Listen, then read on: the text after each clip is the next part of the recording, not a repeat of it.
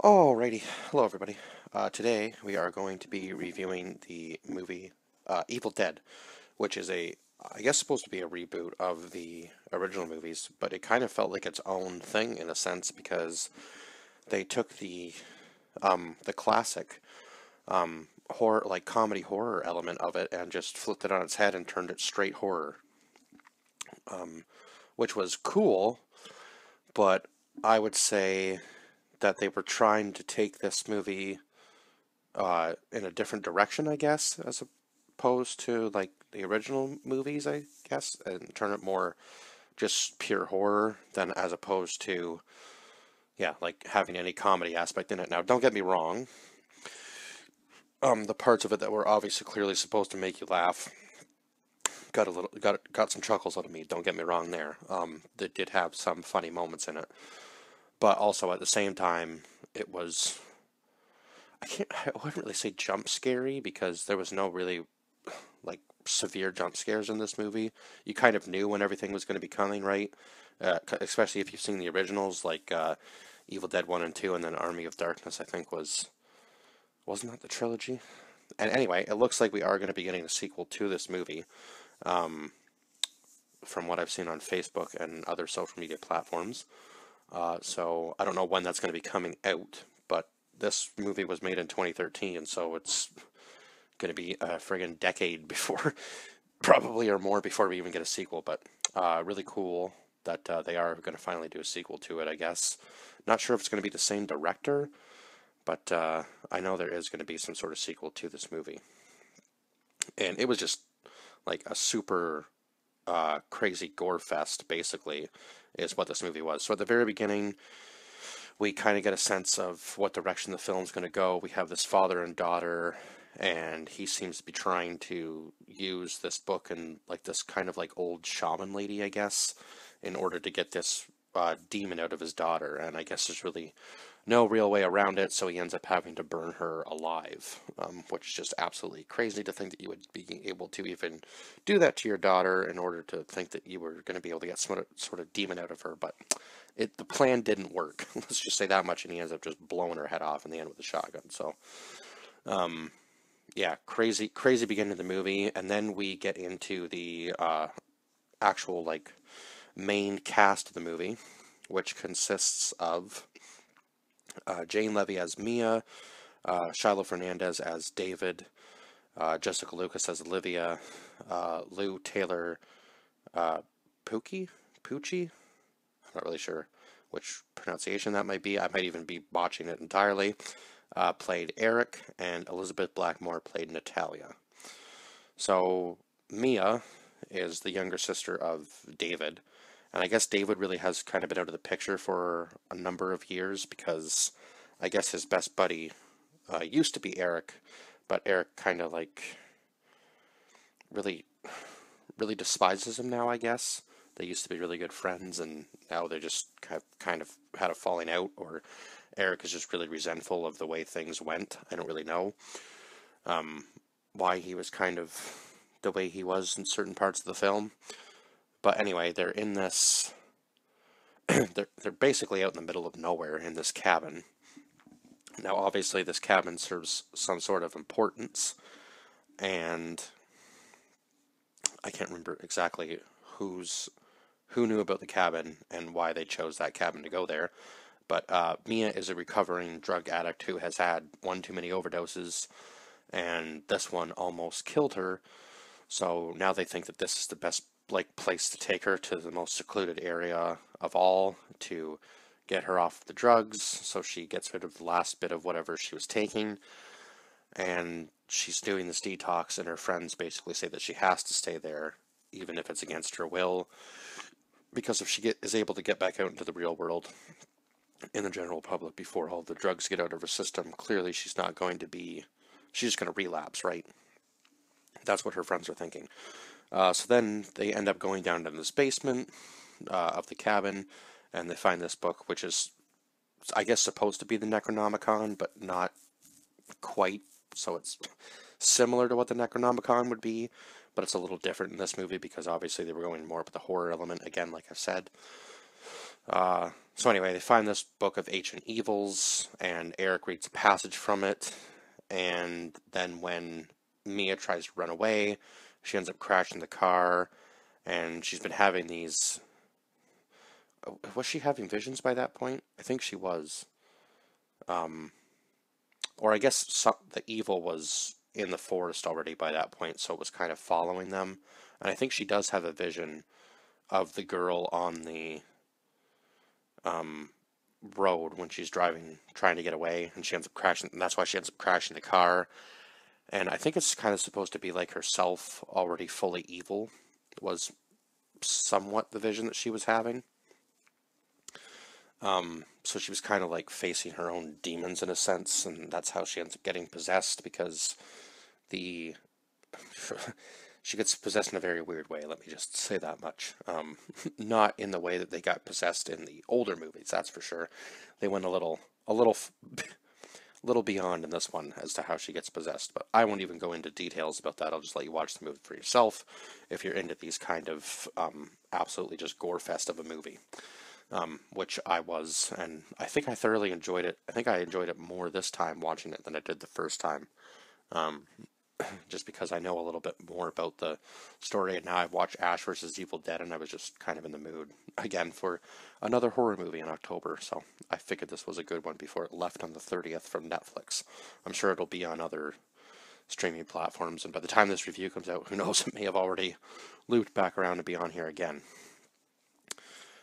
So, what was I going to say?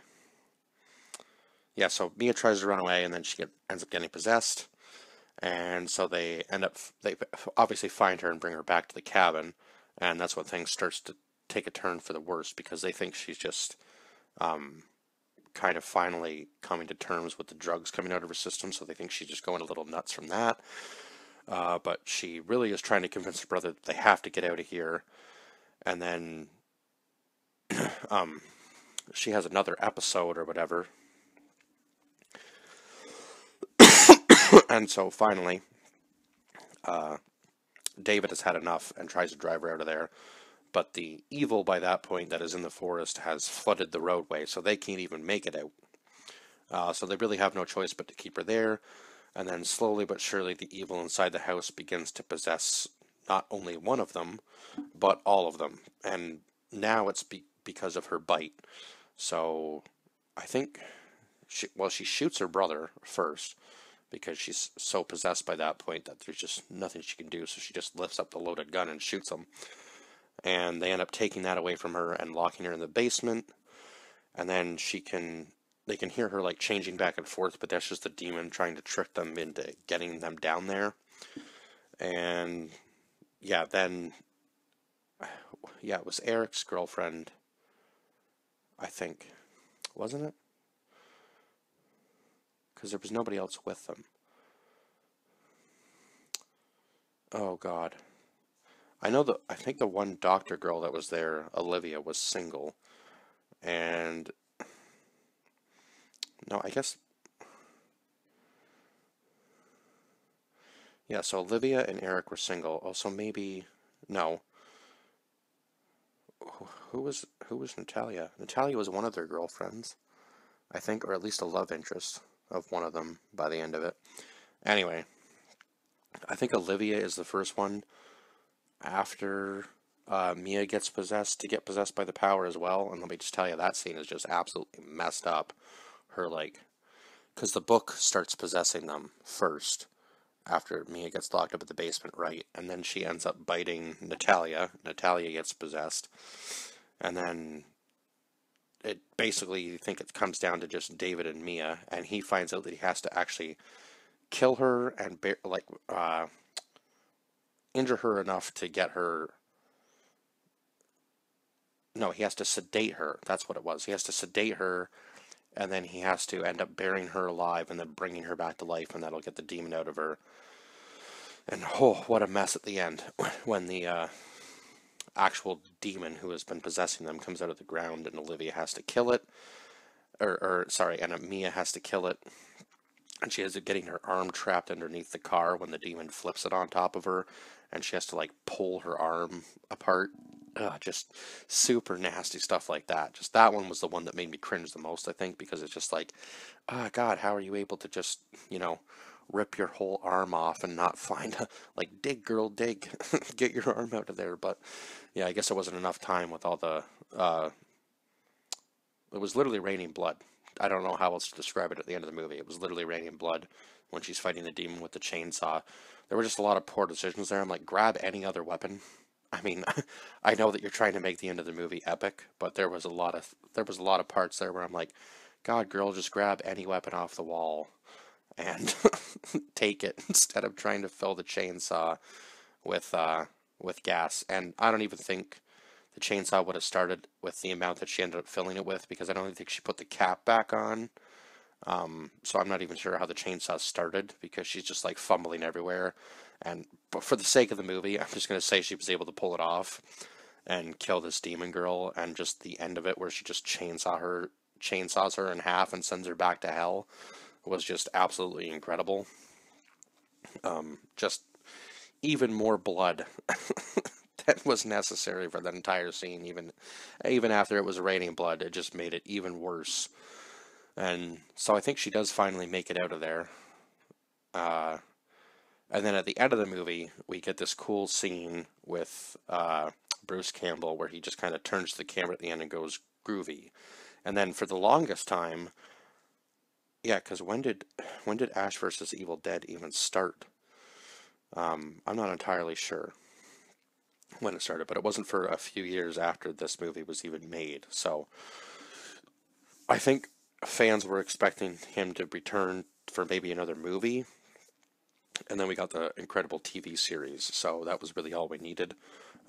Probably could have maybe carried on a little bit longer, but I think Bruce Campbell kind of wanted to put the character of Ash behind him, and I think he did it in a very fitting way with the 3 seasons of the show. So, yeah, happy with the way everything went. And who knows, maybe now that they're making another Evil Dead movie, we may get one more appearance out of him as Ash. I don't know. Maybe he'll be in the sequel movie. Just him saying that one line was maybe enough for him to be in the sequel. We'll see. But I mean, he is getting up there in age, so him playing that character might not be an interest of his anymore, because I mean, my God, when did the first ones even come out? Was it the 80s or the 70s? Yeah, because the first one was filmed by, like, he was in college, so it was just filmed by a bunch of college students, and it wasn't even meant to be taken as a serious movie. And look at how popular it is now, right? So I think that's pretty much it, as far as I can go. I guess some of the scenes, obviously, like, he probably should have made sure that Eric had actually passed away properly at the end of the movie before he walked away from him, because God damn it, Eric comes back and just almost ruins the entire whole Mia thing and bringing her back to life. And then, oh, the scene with the nail gun where Olivia's just going off on the two of them, and just, yeah, like, Eric, poor Eric goes through the most. Gets stabbed in the eye with a piece of glass by, oh, sorry, by Olivia. And then Natalia goes off on him with the nail gun. So this guy just gets, like, the worst end of everything. And he goes from trying to act brave, like this big, huge, tough guy, to literally just standing there screaming, like, with a bunch of nails just being pinned through his arm. So he kind of goes back and forth from being, like, the tough guy to, like, super wimpy in, like, a matter of seconds. And that was probably the funniest thing in the movie was, yeah, dude, we got to do this. And then all of a sudden, he's just, like, sitting there screaming, like, not even trying to move out of the way. Just, hopefully I can defend all these nails that are coming towards me and not lose my other eye. Like, just an absolutely wild ride. And I don't know how he survived all of it.